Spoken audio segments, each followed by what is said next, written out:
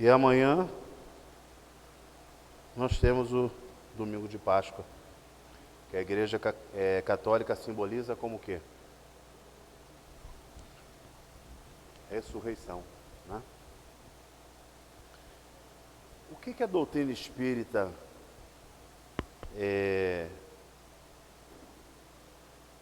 considera essa passagem, essa semana, né?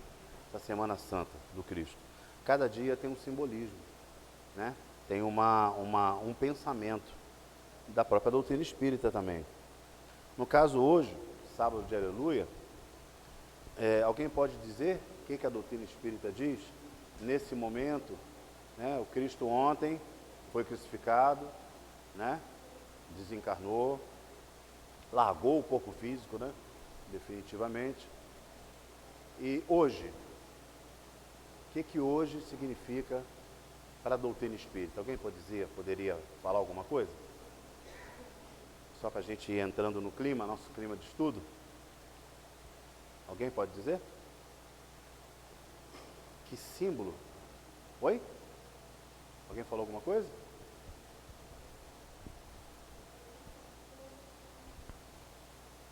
Então, gente, uma das primeiras atitudes que o Cristo tomou ao sair do corpo foi buscar Judas, que a gente considera como o traidor, né? O traidor. Não é isso que a gente considera? Antigamente não tinha malhar o Judas no sábado? Não acontecia isso? As pessoas botavam o nome da rua toda, né? Aquelas pessoas que a gente não gostava, os parentes mais difíceis, botavam o nome lá no boneco lá e malhava o Judas, né? Graças a Deus, até no aspecto físico, isso não, praticamente nem se ouve falar mais, né? Não existe mais. Mas hoje simboliza o perdão. Esse é o exemplo que o Cristo deu para a gente.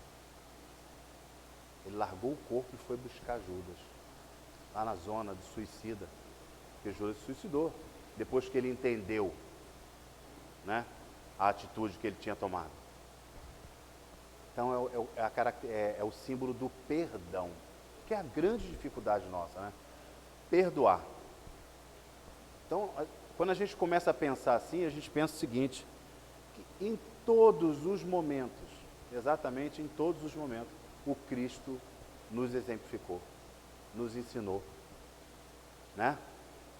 Até no momento mais difíceis para nós, porque para ele sabia tudo o que estava acontecendo. E como não existe o acaso, ele já entendia qual era o tempo que ele ia ficar aqui, o tempo que ele ia estar nos orientando, né? Então ele aproveitava a oportunidade da conversa, a oportunidade, né, da orientação com os apóstolos ou com todas as pessoas que se reuniam com ele. Qualquer momento ele estava ensinando, qualquer momento ele estava orientando, né? Ele estava acordando as pessoas. A grande oportunidade da casa espírita é acordar nós, que continuamos dormindo dentro da nossa ignorância. Dormimos, né? Então hoje simboliza para nós o perdão. Já conseguimos perdoar? Conseguimos perdoar verdadeiramente, né? Perdoar significa não se sentir mais ofendido. Não adianta falar eu perdoo, mas eu quero que a pessoa fique lá no Japão. Quero perto de mim não. Não quero mais ter contato. Ah, eu perdoo, mas eu não posso mais ter contato. Então, porque o perdão verdadeiro não aconteceu, né? Toda vez que você entra em contato com a pessoa, você vivencia todo o momento da agressão. E se você vivencia com dor, é porque você não conseguiu perdoar. Perdoar é não se sentir ofendido. E para isso, nós precisamos aprender a fazer isso. Porque não perdoamos de um dia para o outro, só porque a gente entende que precisa perdoar.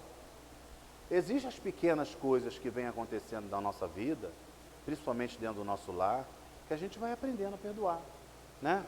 Aquela palavra maldita, né? Aquele momento difícil que a gente vivencia dentro de casa, que a gente dorme muitas vezes chateado, né? Ou com a esposa, ou com o marido, ou com o filho, mas que no dia seguinte você esquece, não se sente mais ofendido. É o treinamento que a gente tem, porque vai vir uma hora que a gente vai ter que articular realmente o perdão, porque a ofensa será grande. E se você não treinou, como é que você vai perdoar? E o Cristo ensina para a gente, devemos perdoar, porque quando nós perdoamos, nós nos livramos da ofensa. Quem não perdoa continua unido ao ofensor. E não só numa encarnação. Tem pessoas que vêm junto diversas encarnações, porque uma não consegue perdoar a outra. E vão vindo, né? Cada vez mais próximas, né? Eram vizinhos, depois estão dentro da mesma família, eram irmãos, depois passam a ser marido e mulher, depois pai e filho, e vão ficando juntos, até uma hora que eles precisam se perdoar. Porque nós vamos ter que perdoar, sabe quem? A humanidade. E aí é muita gente, né? A partir de nós, é a humanidade. Hoje simboliza o perdão. Foi um dos primeiros atos do Cristo. Sábado de aleluia para a igreja evangélica, para a igreja católica, né? Para nós é o perdão. Temos que lembrar que hoje nós precisamos aprender a perdoar, acordar realmente dentro da nossa existência. Então, antes de entrar no nosso... Só falei isso porque nós estamos na semana, né, do feriado, nós estamos aqui, graças a Deus, viemos para cá para estudarmos juntos. É um momento de estudo. Quem ainda não veio aos sábados e veio pela primeira vez, o sábado é sempre um dia de estudo, não é palestra, né? É estudo. Estudo é participação, tem que estar todo mundo junto. Nós temos que abrir o coração, porque o problema de um é muitas vezes o exemplo para o outro, né? Aquilo que a gente às vezes compreendeu ou não compreendeu, está exemplificando para o outro irmão. E é assim que Deus nos corrige. Usa um irmão para auxiliar a correção do outro, e assim sucessivamente. Então hoje é estudo, é para a gente ficar à vontade mesmo. Interromper o tempo que for necessário, falar, abrir o coração, porque esse é o momento que nós estamos dando para nós mesmos. Nós saímos da nossa casa, acordamos cedo no sábado, chuvinha, né? Para nós, é o nosso tempo. Então vamos aproveitar esses minutos, viu? Vamos primeiro levar o nosso pensamento a Jesus, agradecer por esse momento, né, por essa semana de dedicação que simboliza todo o exemplo que o Cristo nos ensinou. A gente observa que no dia de ontem, na Sexta-feira Santa, esse símbolo da Sexta-feira Santa é o dia em que Ele coloca em prática tudo aquilo que Ele veio nos ensinando, dizendo assim: Pai nosso que estás nos céus, santificado seja o vosso nome, venha a nós o vosso reino, seja feita a vossa vontade, assim na terra como nos céus. O pão nosso de cada dia nos dai hoje, perdoai as nossas ofensas, assim como nós perdoamos os nossos ofensores. Não nos deixeis cair em tentação, mas livra-nos do mal, pois a Ti pertence a glória, o poder e a misericórdia, por todos os séculos e séculos. Que assim seja. Graças a Deus. Graças a Deus. Hoje nós vamos estudar o Livro dos Espíritos, né? Na sequência, Livro dos Espíritos e Livro do Evangelho. Essa semana é o Livro dos Espíritos. Aonde nós estamos no capítulo 1 ainda, na questão 113, já estamos na classificação dos espíritos puros. Tudo bom? Seja bem-vinda, Fernanda, tudo bem? Cadê tua irmã? Tá aí? Veio? Não veio? Antes de falar dos espíritos puros, vamos fazer uma voltinha, né? Lá atrás, na classe 3 e na classe 2. Na classe 3, que é a classe primeira, são os espíritos... Quais são os espíritos de terceira classe? Vocês lembram? Primeira ordem, segunda ordem, terceira ordem. Então a gente fala das classes, né? Primeira classe, segunda classe, terceira classe. Quais são os espíritos de terceira classe? Nós começamos lá atrás. Quem vem estudando com a gente? Voltar um pouquinho, só para a gente poder lembrar, né? Alguém lembrou? Espíritos imperfeitos, né? Os espíritos lá da primeira classe. Espíritos da terceira classe, espíritos imperfeitos. Qual é as características desses espíritos? Alguém pode dizer uma, pelo menos? Um espírito imperfeito. Tem predominância da matéria sobre o espírito, não é isso? Os espíritos imperfeitos estão mais ligados à matéria do que ao próprio espírito, a si próprio, né? Nós damos mais importância à matéria. É uma das primeiras classificações, né, dos espíritos imperfeitos. Quem pode dizer outra? Egoísmo. Está ligado aos espíritos imperfeitos? Né? É o maior mal, né? O egoísmo. Falamos muito disso. Avareza. Falamos bastante disso aí. Preconceito. Está na classificação dos espíritos imperfeitos? Bastante, né? Então essas são as características. Aí tem a segunda ordem, né? A classificação da segunda classe lá. Quais são as características desses espíritos? Eles têm mais predominância do espírito sobre a matéria. Olha só que interessante, os espíritos que estão na classe intermediária, eles já observam a sua própria essência, já sabem que são espíritos, já reconhece Deus como inteligência suprema, causa primária de todas as coisas, já reconhece. Esses são espíritos da segunda ordem. São perfeitos já? Ainda não. Ainda precisam reencarnar, né? E conquistando algumas virtudes ainda. Porque a perfeição é quando nós conseguimos avançar na área moral e na área intelectual. E aí a gente chega hoje, que é a primeira ordem, os espíritos puros, né? Os espíritos puros, essa é a nossa meta. Quando nós falamos assim, eu quero ser feliz, né? Todos nós queremos ser felizes, não queremos? Qual é o nosso objetivo? Ser feliz. Mas para ser feliz espiritualmente e feliz verdadeiramente, né? Nós precisamos avançar na área moral e na área intelectual, gente. Porque senão a nossa felicidade será sempre temporária, né? Bem rapidinho. Hoje a gente está super feliz, amanhã a gente amanhece chorando, né? Porque a gente ainda não conquistou, né, a evolução moral, nem a evolução intelectual. Os espíritos puros já conquistaram essa questão. Olha como é que ele diz assim: nenhuma influência da matéria, superioridade intelectual e moral absoluta. Essa é uma característica dos espíritos puros.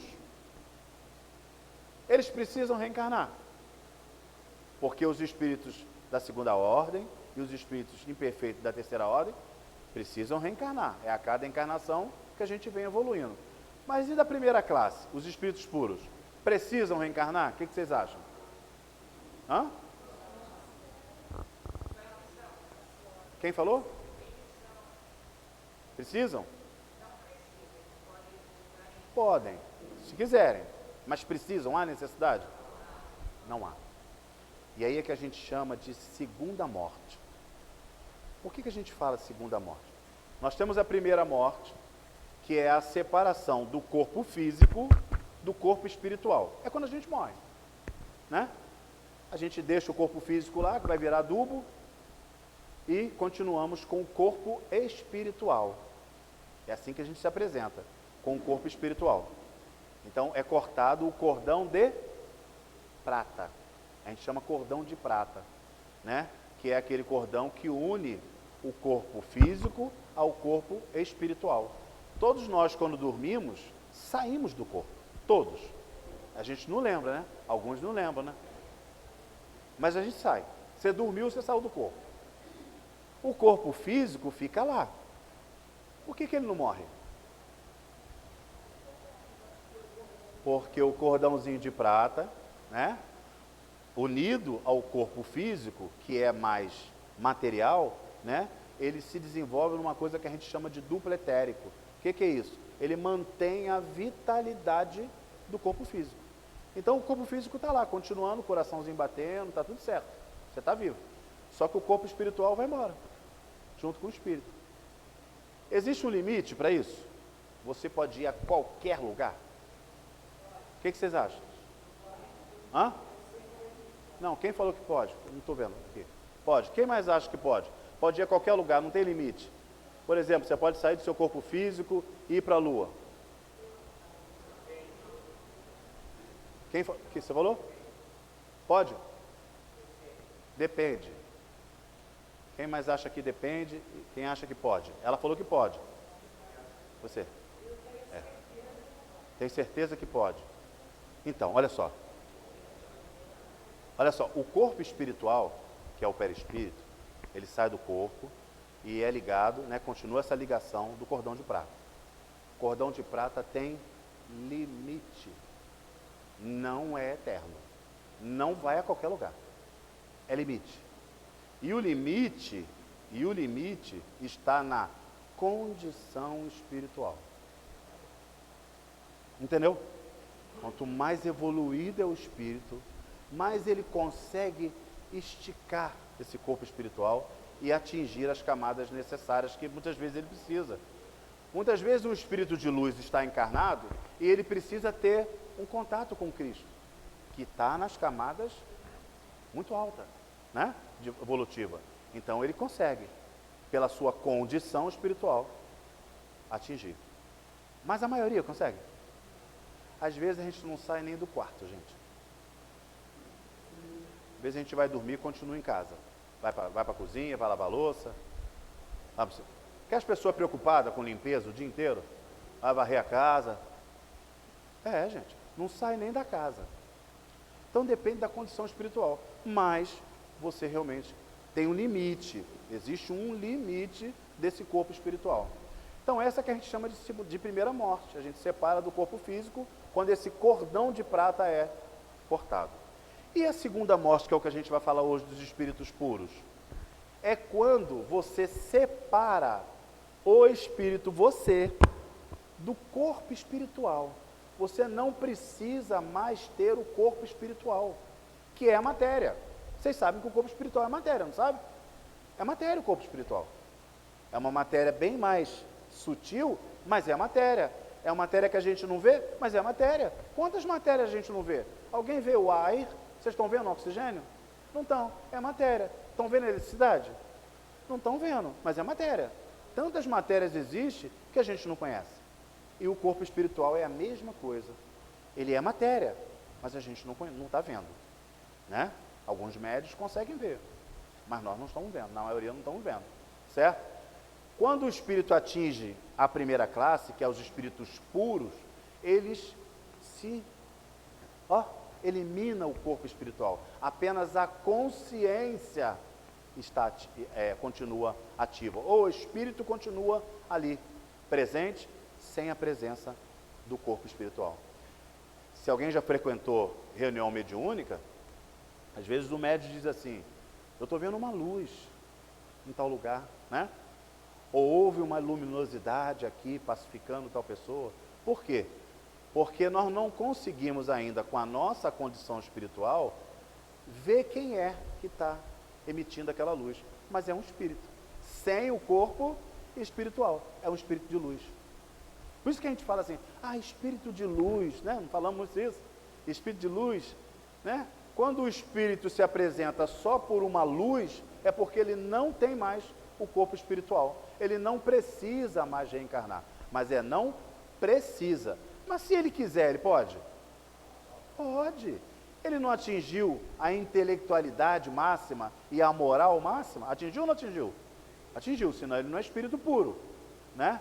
E aí ele conhece as leis divinas, no qual ele materializa de novo o corpo espiritual dele, o dia e a hora que ele quiser.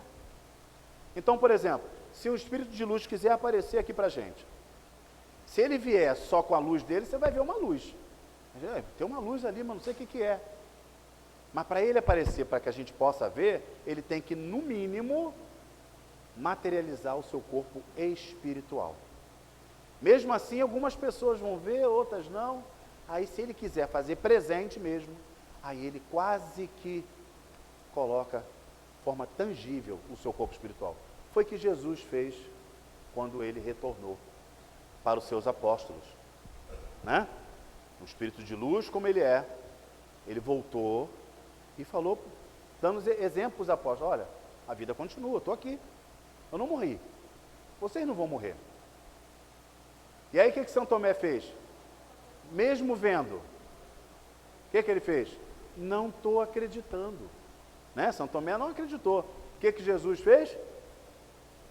Colocou o seu corpo de forma tão tangível, quer dizer, tão material, que ele tocou nele e aí ele conseguiu acreditar. Será que a gente vai precisar disso? Ter que tocar num espírito para acreditar que somos espíritos? Será, gente? Já não é mais tempo disso. A própria ciência física já comprova a existência espiritual. Quem mais tem dúvida? Oi, querida, pode sim.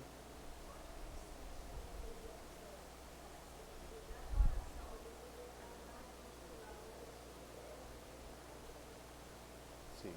Possivelmente. O espírito, aquele que é determinado? Aham. Sei. Sim, sim.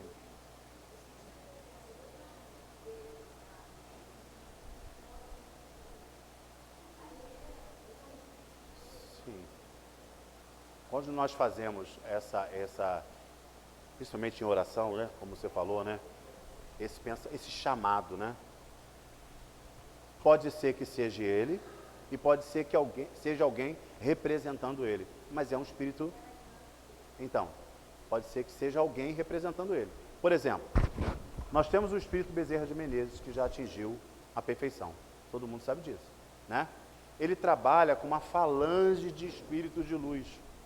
Ele é chamado em vários lugares ao mesmo tempo. Só para te dar um exemplo. Vários lugares ao mesmo tempo. Apesar de ele ter, né, a condição da ubiguidade, e a gente vai falar isso daqui para frente, né? O que é ubiguidade? É a condição que o espírito tem de estar em 2 ou 3 ou mais lugares ao mesmo tempo. Mas ele está o espírito mesmo? Não, o espírito não se divide.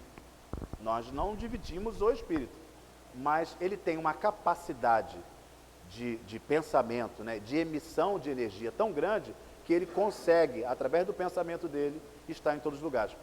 Deus não está em todos os lugares? Dá ou não está? O Cristo não está em todos os lugares? Ele não disse quando uma ou duas pessoas estiverem falando em seu nome lá, ele estará? É assim, gente. É o Espírito de luz, que tem a capacidade da ubiguidade. Ele está em todos os lugares ao mesmo tempo. Não como espírito mesmo, mas através, muitas vezes, dos seus representantes ou do seu pensamento. Entendeu? Por isso que eu digo que pode ter sido ele ou alguém representando ele. Com certeza. Entendeu? Nós chamamos o Espírito de luz para nos auxiliar. Então, ele vem. Oi, querido. Edmilson.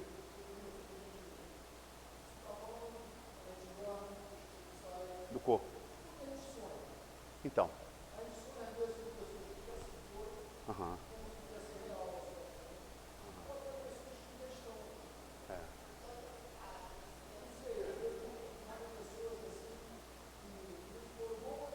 Sim.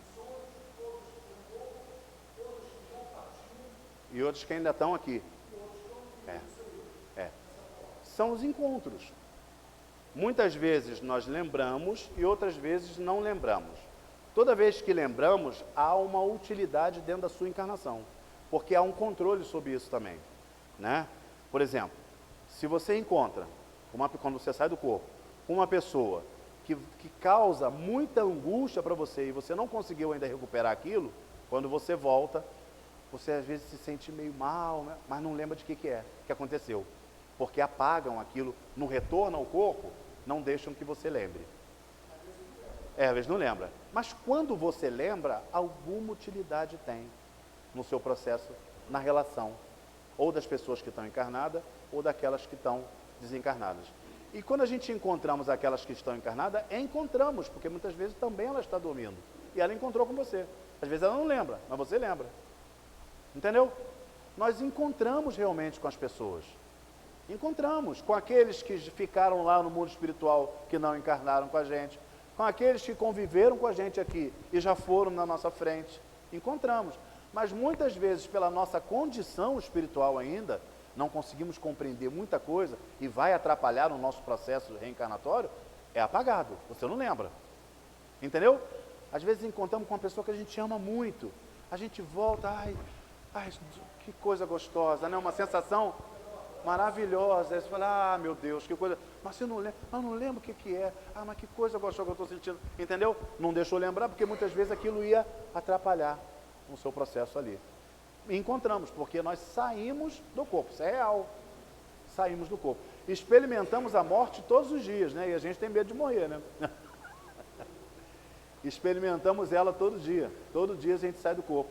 Mas enquanto a gente estiver ligado, inclusive no mundo espiritual, nós somos enxergados como encarnados. Os irmãos que já estão desencarnados, por ver o nosso fio ligado ao corpo, sabem que nós estamos encarnados. Existem trabalhos mediúnicos que o médium sai do corpo, né? E vai trabalhar no mundo espiritual com a equipe que estão lá desencarnados, com os espíritos de luz. Em determinados lugares, eles falam, você não pode ir. Por quê? Porque alguns trabalhos podem causar o desencarne dele. Né? O corte do cordão de prata ali. Então, não, esse lugar você não pode ir. Nós temos um limite em todos os lugares que a gente vai. Não é bem assim, né? Tudo é controlado mesmo, mais do que a gente imagina. Então, alguém quer falar mais alguma coisa? Então, quando a gente fala dos espíritos puros, a grande característica deles é essa: nenhuma influência sobre a matéria. Eles têm a real condição de entender a sua condição espiritual. Por isso que o Cristo, quando criança, já orientava, já dava estudos, já dava palestra nos templos, né? A mãe ia com ele nos lugares e ele ficava, a mãe ia embora, ele ficava lá, 10, com 8 anos, porque ele já sabia da condição espiritual dele. É espírito puro, né? Então, primeira classe, classe única. Os espíritos que a compõem percorrem todos os graus da escala e se despojam de todas as impurezas materiais.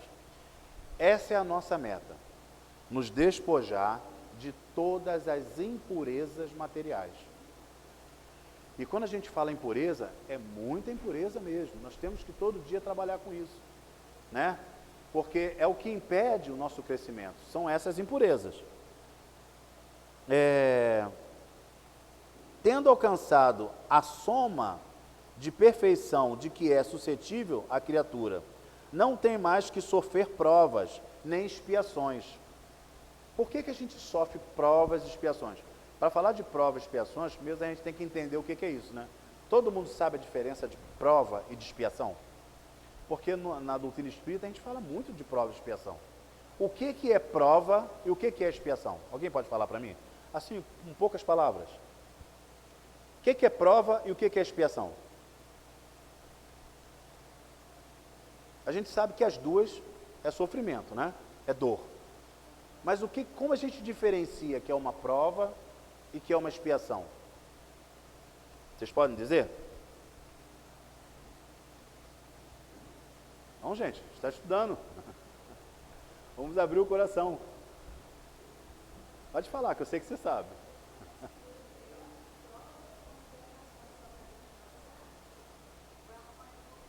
Isso. É o sofrimento, é a correção, né? De ontem. Correção de ontem. Então vamos lá. Expiação é toda dor moral, material, que nós passamos aqui, corrigindo um erro de ontem, da encarnação, das encarnações passadas, que não necessariamente é da encarnação passada. Por que eu digo isso? Porque muitas vezes o espírito fala assim, o espírita, né, fala assim, essa pessoa aí que assassinou, né, tal pessoa, na encarnação que vem vai sofrer pra caramba. Né? A pessoa que estuprou a menina ali, na encarnação que vem, ele vai sofrer essas dores. Não podemos esquecer que Deus não pensa igual a gente. Nós somos imperfeitos. Né? Nós achamos que a correção é através do castigo. E Deus acha que a correção é através do amor. Essa é a grande diferença nossa. Nós somos, por sermos imperfeitos, achamos que temos que castigar. O dia que a gente atingir a perfeição, nós vamos entender que nós corrigimos o outro por amor. Então veja bem, a dor que sentimos hoje, moral, material, de relação, de tudo, é uma correção de ontem, quando ela é expiação. E é uma preparação para o amanhã, quando é prova. Como que a gente diferencia isso, gente? Se as duas é dor? A diferença é o seguinte: quando sofremos uma dor, ou de uma doença, ou de uma situação financeira difícil, ou de uma relação dentro de casa, com o marido, com a esposa, com os filhos, e sofremos muito, não conseguimos entender por que nós passamos por isso, muitas vezes reclamamos o dia inteiro daquela dor. Isso é expiação. É expiação. Porque ninguém quer corrigir o seu erro. Na hora de errar é fácil, né? Na hora de errar você não pensa. Mas na hora de corrigir, aí a gente reclama. E aí o nosso Criador, por que ele não pensa igual a gente? Porque ele só nos dá aquilo que nós conseguimos arcar. Ninguém traz uma mala que não consegue carregar, gente. Se você hoje matou uma pessoa e na próxima encarnação você ainda não entendeu o seu erro, como é que Deus vai fazer você corrigir? Você vai ter que corrigir outras coisas, mas isso vai postergar para o momento em que você abre os olhos. Tem gente que fala assim: eu comecei a frequentar o centro espírita, minha vida virou um inferno. Por que acontece isso? Porque a hora que você vem para cá, você começa a abrir os olhos para você mesmo. E à medida que você abre os olhos para você mesmo, você já está ou não está preparado para corrigir os erros? É para hoje. Eu já entendo. Meu Deus do céu, eu não posso trair. Já entendo que eu não posso trair. Então você já pode ser traído. Pode ou não pode? Você já entende que você não pode trair, mas você traiu ontem. Então é assim que o Pai faz com a gente. É sempre com amor. Ele nos dá aquilo que a gente tem condição de carregar. Então, não adianta a gente espernear e achar que essa dor não era para mim, porque se está passando, é porque você já tem condição. Você já é forte para aquilo ali. Acredite que pode. Pedir ajuda? Temos que pedir, claro. Porque nós temos diversos irmãos espirituais que nos rodeiam, responsáveis pela nossa encarnação, que vão nos ajudar sim. Mas reclamar? Não. Vamos parar com a reclamação, porque ela não vai adiantar. Se você já está vivendo aquela situação, é porque você pode. É amor do Pai. Ele quer que você evolua. Ele quer que você desperte. E não tem outro caminho para a gente despertar ou atingir a perfeição sem corrigir os erros. Como que eu vou ser um espírito perfeito, feliz, passando por cima de todo mundo? Pensa, gente. Prejudicando todo mundo. Não tem como, não é racional. Não é racional. Então, por isso que a doutrina espírita traz a gente para o raciocínio. E Deus nos trata exatamente dessa forma. Ele nos dá aquilo que a gente já tem condição de corrigir. Aquilo que a gente já tem condição de carregar. Porque se a gente não tiver, Ele não dá. Ele espera. Porque nós somos espíritos infinitos.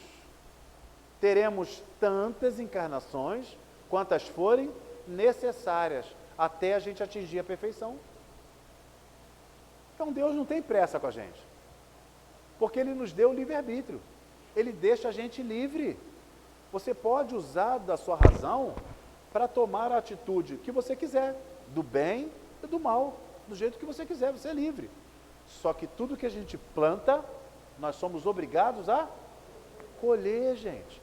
Você é livre para plantar, mas é obrigado a colher. Não tem jeito. E a colheita é com amor, porque Ele só deixa a gente colher quando a gente já despertou. Quando a gente fala do Cristo, nesse momento em que Ele, no dia de hoje, em que ele foi buscar Judas, nesse ato de perdão. Ele perdoou Judas porque ele entendia a ignorância que o Judas ainda carregava, apesar da intenção que o Judas tinha, boa, porque Judas foi um dos homens que mais amou o Cristo. Um dos homens que mais amou o Cristo. E ele, por ser imperfeito, né, não raciocinar da forma que deveria raciocinar, ele acabou aceitando aquele suborno para poder jogar Cristo, né? E ele achava que o Cristo ia tomar tudo, porque achava que o reino do Cristo era daqui. Não. Jesus sempre falou, meu reino não é da terra. Meu reino é espiritual, pô. E o Judas não entendeu isso. Então, olha que interessante, nós começamos a observar, aí o Judas corrigiu ou não corrigiu o seu erro? Corrigiu ou não, gente? Corrigiu. Mas foi perdoado pelo Cristo. Mas ele não deixou de corrigir o erro dele. Hoje Judas já é um espírito de luz, viu? Judas já é um espírito de luz hoje. Perfeito. Mas ele teve que corrigir o erro da traição. É assim, nós não atingimos a perfeição sem corrigir os nossos erros. Só que os nossos erros serão corrigidos no momento em que nós teremos condições. Esse é o amor do Cristo. Esse é o amor de Deus, que só deixa a gente vivenciar aquilo que nós já temos condições de vivenciar. É isso que nós temos que acordar, porque às vezes nós já achamos que o nosso problema é do nosso pai, é da nossa mãe, é do marido, é da esposa, é de todo mundo, mas não é seu. Ah, por que isso está acontecendo comigo? Eu não mereço, né? Ah, por que eu tenho essa doença? Com certeza eu peguei essa doença porque meu pai passou para mim, é a herança que ele deixou para mim, a diabetes, a pressão alta, né? O câncer. Ah, minha família toda tem câncer, por isso que eu tenho câncer hoje. É assim, gente? Não é assim. Porque quantas famílias todas têm câncer e a pessoa não tem? Ou quantas pessoas, às vezes, ela tem câncer e ninguém da família tem? Você está corrigindo o seu erro, não é o erro de ninguém. A tua herança é só tua, não é de ninguém. Quando a gente acorda para isso, nós nos fortalecemos para corrigir os nossos erros. Porque não existe milagre.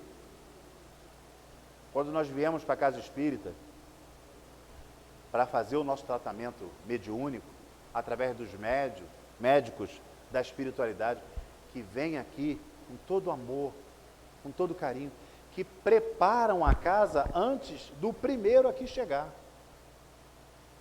Isso aqui está tudo energizado, só entra aqui quem é permitido. Não é bagunça não, tudo está preparado. Agora, todos nós receberemos a bênção? O que vocês acham? Todos receberemos? Todos? Receberemos. Todos receberemos. Agora a questão é o seguinte, da mesma forma? Não é da mesma forma. Porque se eu entrar naquela sala ali, gente, achando que eu não preciso me modificar, que eu tenho que ser do jeito que eu sou, e mesmo assim eles têm obrigação de me curar, você está enganado. Você está enganado, gente. Não é milagre, é racional. É aquilo que a gente não entende ainda. Eu tenho que entrar ali com a disposição de me modificar. Porque eu estou colhendo o meu erro. Eu estou sofrendo por aquilo que eu causei. Talvez não hoje, mas ontem. Ou na outra encarnação, ou 10 encarnações atrás. Mas eu estou colhendo, porque eu preciso evoluir. Eles vão ajudar? Claro que vão. Já estão auxiliando a gente. Nesse momento de estudo, já estamos sendo pacificados. Já está sendo afastado os obsessorzinhos. Já está sendo tirado da gente aquilo que vai prejudicar o nosso pensamento. Já está deixando a gente numa condição de receber o auxílio. Agora, cada um vai receber dentro da sua condição de aceitação. Porque nós temos livre arbítrio, gente. E isso é respeitado. Quem deu foi Deus. Ninguém tira. Se eu entro ali achando que é milagre, eu vou receber ajuda? Vou. Mas talvez eu não absorva aquilo que eu preciso absorver. Vocês entenderam a diferença de um para o outro? Agora, aquele que entra ali com a disposição verdadeira de se modificar, o auxílio é outro. Vai sair daqui outra pessoa, porque está com vontade verdadeira, está usando da sua força de vontade para se modificar. Olha só, eu estou me tratando. Lembra quando Jesus curou o cego? O que ele disse para ele? O que Jesus disse para o cego? O que Jesus disse para o leproso? Ah, Senhor, mas se o Senhor puder, o Senhor pode me curar. Ele falou, eu quero. A partir de agora você está curado. Mas vá e não peque mais. É esse o sentido da coisa. Quando ele disse não peque mais, se corrija. Porque senão vai voltar. Você ficou doente por você mesmo. A tua doença foi você que construiu. Quando a gente não melhora a nossa consciência, começa a vir a ansiedade. Ai meu Deus, eu estou ansioso, eu não consigo nem dormir. Eu tomo remédio para dormir, eu tomo... Por quê? Porque não está abrindo a consciência para a sua própria essência. Por que eu estou ansioso? Vamos começar a descobrir por quê. Porque você tem que se corrigir. Tem que mudar um monte de coisa. Eu estou perdoando já? Eu já estou fazendo bem? Eu já estou sendo útil onde eu vivo? Dentro da minha casa, na minha vizinhança, nos lugares onde eu frequento? Eu já consigo... Obrigado, querida. Eu já consigo ser uma pessoa melhor? Ou não? Não. Eu sou assim, nasci assim, né? Síndrome de Gabriela. Eu nasci assim, né? Eu morri assim, né? Quer ficar do mesmo jeito. Não adianta. A oportunidade reencarnatória é para nos melhorar. Né? Então, é importante que nós realmente possamos vir aqui pedir ajuda. Pedir ajuda é um ato de humildade. Nós estamos aqui de mão estendida pedindo ajuda. Isso é maravilhoso, porque quantas pessoas não têm coragem nem de pedir ajuda? Quantas? Imagina, muita gente, né? Nós já estamos aqui pedindo ajuda. Já demos o nosso primeiro passo. Graças a Deus, né? Agora, esteja disposto a se modificar. É o nosso caminho. Nós estamos buscando a nossa felicidade. Nós queremos realmente a cura. Mas a cura que nós queremos não é só a cura física. É a cura espiritual. Porque tanto a doença quanto a cura vem de lá para cá. Não vai daqui para lá. Vem de lá para cá. É do espírito para o corpo. E não do corpo para o espírito. Vocês entenderam? Que muitas vezes as doenças que nós criamos em nós, que nós estamos passando, são criações da nossa própria mente. São criações de nós mesmos. Então, é a grande oportunidade da modificação. Esses espíritos puros, eles já largaram essas mazelas que a gente carrega. Olha só, eles gozam de inalterável felicidade. A felicidade que não se altera. É feliz sempre. Né? Porque não se acham submetidos às necessidades, nem às vicissitudes da vida material. Eles não ficam doentes mais. Né? Eles não carregam nenhum problema de relação com ninguém, que não se sente ofendido a ninguém. Eles amam todos os irmãos. É a diferença nossa. São felizes. Porque é só a gente imaginar no nosso aspecto físico, mesmo que a gente tenha tudo, a nossa casinha, nosso carro, a nossa comida, a nossa roupinha, a hora que a gente quiser. Mas se a gente tiver do nosso lado um vizinho que passa fome, você consegue ser feliz? De verdade? De verdade? Você fala, eu estou bem, o vizinho que se dane? Não dá. Não dá para ser feliz se a gente vê um irmão daquele jeito, e principalmente sem você fazer nada, gente. Como é que pode isso? Ah, ele que é preguiçoso, não quer trabalhar, é viciado, por isso que ele vive assim, porque a gente arruma um monte de desculpa, né? A vida dele, as dificuldades dele, estão relacionados ele com Deus, não é ele com você. Porque a gente traz a gente como, né, o juiz, né? Você não é o juiz. Você não tem que julgar nada. O Cristo falou, não julgue. Nós não temos que julgar nada. A nossa posição é pensar o seguinte: o que eu posso fazer para ajudar? O que eu posso fazer para auxiliar? Né? Essa é a nossa posição, que começa dentro de casa. Porque se a gente começar a julgar, a gente não ajuda nem a nós mesmos. Porque a gente tem um monte de mazela, um monte de dificuldade ainda, a gente não consegue ajudar nem a nós mesmos. Então, não julgue e auxilie. Esse é o passo que a gente tem que ter. Então, não dá para você ser totalmente feliz se você tem na sua rua ou na sua família alguém passando uma dificuldade, seja ela qual for. Ah, eu não vou na casa da minha irmã não, porque lá o marido dela bebe muito e fica falando um monte de besteira. Entendeu? Eu não vou lá não. Ótimo. Mas talvez ele não vá na sua casa porque você é um chato. É um cara que não compreende, que não dá um sorriso, cheio de conceitos e preconceitos. Às vezes ele também não frequenta a sua casa porque você é assim. Gente, a gente vai viver assim até quando? Né? Se ele tem esses problemas que você observou, não julgue, vá lá. É a sua atitude, não é a sua palavra não, porque muitas vezes ele não tem ouvido de ouvir. Mas é a sua atitude de carinho, de presença, né? De uma oportunidade de troca, de conversa talvez, que você vai plantar a sementinha lá na consciência dele. Talvez você seja o instrumento dele, você não sabe. Que ele possa corrigir, que ele possa se modificar. Então, nós temos que pensar, não julgue. Porque toda vez que a gente julga, nós estamos apontando um dedo e está vindo 3 para você. Não julgue. Você também tem defeito. Você também é uma pessoa que muita gente não suporta. É assim, né?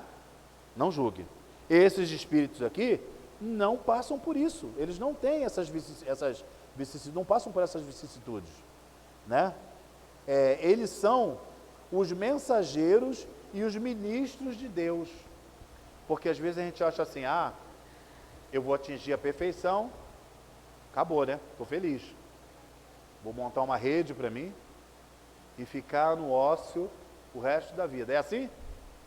Não é. O trabalho é constante. E quanto mais nós vamos evoluindo, mais nós vamos ficando satisfeitos e felizes de sermos úteis. É igual a pessoa que chega muitas vezes na casa espírita e observa que ela pode se encaixar em algum lugar de trabalho, seja na recepção, seja na ajuda das pessoas de primeira vez, ou de auxiliar as pessoas que vão entrar na sala. Ela começa a ver que como é gostoso cooperar, né? Como é gostoso ser útil, né? Gente, eu fui lá, hoje eu consegui auxiliar no trabalho da casa. E cada vez que a gente vai melhorando a nossa condição moral, principalmente, nós vamos observando que como é importante ser útil em qualquer lugar que você esteja. Em qualquer lugar, numa conversa errada, naquelas fofocas. Já viu quando você vai numa casa de um parente, numa festa, alguma coisa, começa aquela conversinha de fofoca, falando daquele que não está presente. Às vezes, a sua conversa, mostrando as qualidades daquele que está sendo julgado, modifica o pensamento de todos que estão ali. Olha a tua utilidade. Olha como você foi importante naquele momento. Você mostrando qualidades que quem julga não consegue enxergar. Só vê coisa negativa, né? Porque se você quiser ver coisa negativa, está tudo aí, gente. Tem gente que fala assim, o mundo está perdido. Está perdido o mundo? Não está, gente. Existem milhões de pessoas praticando caridade em todos os lugares do mundo, desde as pessoas mais pobres às pessoas mais ricas. Mas a gente não articula o olhar para o bem. O nosso olhar é só para o mal. O que chama a atenção da gente é ver a reportagem falando que matou, que estuprou, que roubou, que... Mas ninguém consegue ver as coisas boas, porque o mal vende, né? Por que a mídia só mostra o mal? Porque o mal ainda vende, as pessoas gostam de ver isso. Balanço geral. É ou não é? Tem gente que não tira daquele canal ali. Só mostra tragédia. Da Atena. Exatamente. Tem tantas outras coisas boas para nós assistirmos. Tem tantas bênçãos sendo feitas pelo mundo afora. Todas as religiões estão envolvidas na caridade, gente. O evangélico, o católico, o bandista, né? Todas as religiões têm pessoas envolvidas em caridade, em fazer o bem, em auxiliar. Mas a gente vê isso? Vê não. Não, porque essa semana mataram 3, né, perto de casa. É só isso que você sabe dizer, porque é só isso que ainda, infelizmente, chama a tua atenção. Então, é exatamente isso.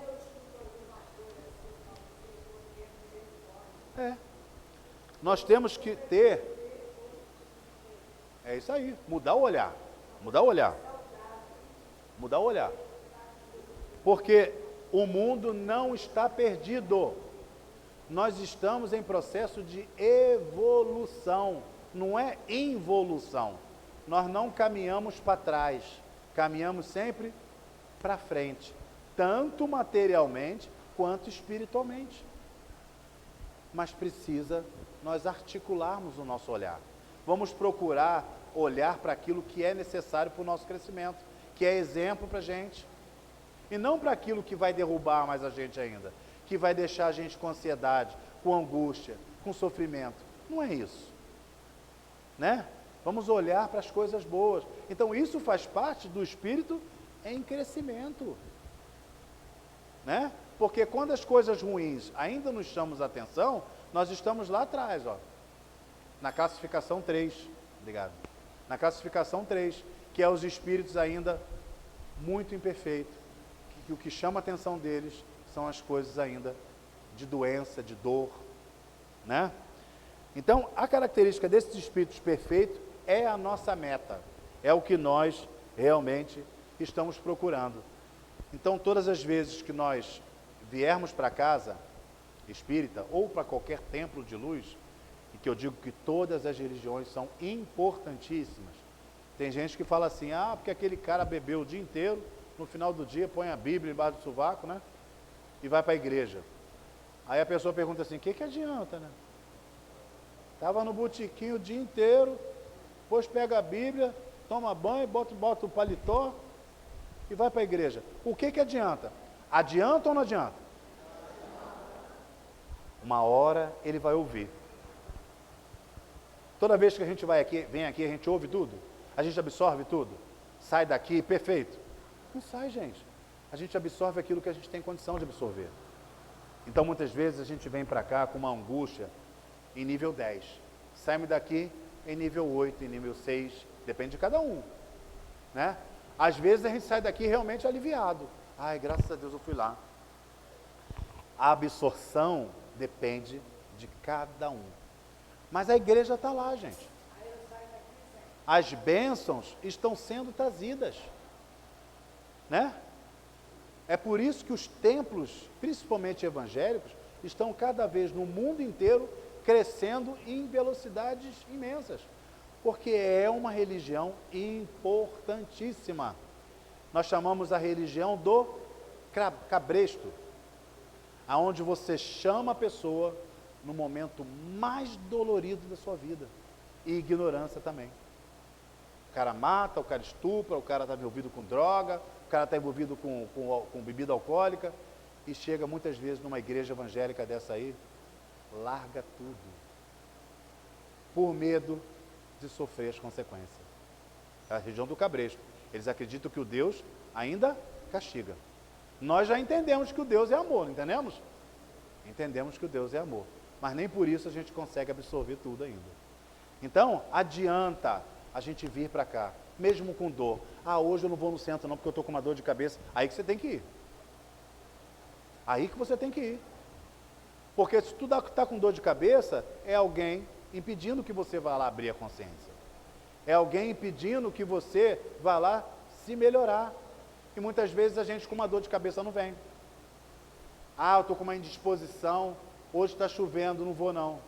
São desculpas que muitas vezes não são só suas. São daqueles que são a sua companhia espiritual, que estão tentando impedir você de abrir a sua consciência. Porque nós vivemos envolto de diversos irmãos espirituais, cada um de nós.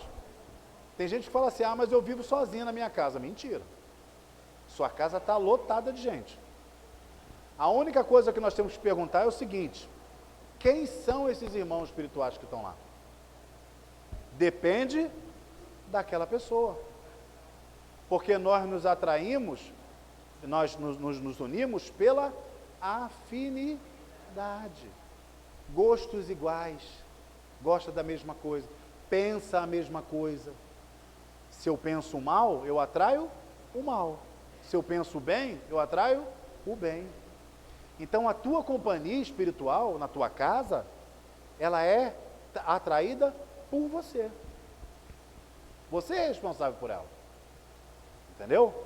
Então por isso nós não temos que ter medo de espíritos, porque os espíritos que estão conosco são nossos comparsas, né? São aqueles que pensam igual a gente. Alguém tem medo de espírito, entendeu? Tem? Tem medo de espírito? Mas você é espírito. É. Tem medo também? À medida que a gente vai entendendo a nossa condição espiritual, nós vamos perdendo o medo do espírito sem o corpo. Porque nós somos espíritos, gente. Não vão deixar para descobrir isso quando desencarnar, não. Porque é triste. Né? Tem muita gente que desencarna e volta para casa. Vai dormir, vai fazer as coisas, vai para o trabalho. Depois de anos, começa a perceber que ninguém fala com ele. Ele pergunta as coisas e ninguém responde. Começa a ficar revoltado. O que está acontecendo comigo? Ninguém fala comigo. E aí quando vem alguém orientar você, que você já desencarnou, muitas vezes o choque é muito grande. Então é importante a gente já observar agora que somos espíritos. Alguém sabe o dia que vai embora? Graças a Deus, né? Mas se for amanhã, não fique preocupado. A vida continua. Não existe morte, não. Não existe morte. Nós temos que amadurecer isso dentro de nós mesmos, para que a gente possa, inclusive, melhorar a nossa companhia espiritual, tá? Na semana seguinte, que será daqui a 15 dias do Livro dos Espíritos, que semana que vem é o Evangelho, nós vamos falar sobre progressão dos espíritos, né?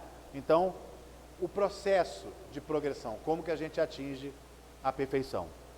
O Livro dos Espíritos é sempre perguntas e respostas, vocês já observaram isso. Então, é uma pergunta feita pelo irmão Allan Kardec aos espíritos de luz, que trazem para a gente as orientações necessárias. É bom que a gente tenha esse livro em casa. É bom que nós tenhamos, né? É um livro de estudo mesmo. Quantas dúvidas nossas nós tiramos aqui, ó? Quantas? É um livro maravilhoso, né? Para a gente poder, porque tem a pergunta e tem a resposta.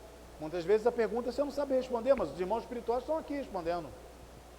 E é isso que vai nos ajudar nesse processo de crescimento. Porque o espírito de luz, ele evolui intelectualmente e moralmente. Precisamos entender, né, as leis divinas. Então é um livro bom para que a gente possa ter em casa, tá? Semana que vem, o Evangelho segundo o Espiritismo, estaremos juntos aqui. Ó, e sábado, gente, sempre observem, é estudo. Quanto mais nós participamos do estudo, mais nós sairemos daqui aliviado das nossas dores. É importante estudar. E o estudo em grupo é o melhor estudo que a casa pode oferecer. Viu? Que Jesus possa estar com todos. Obrigado.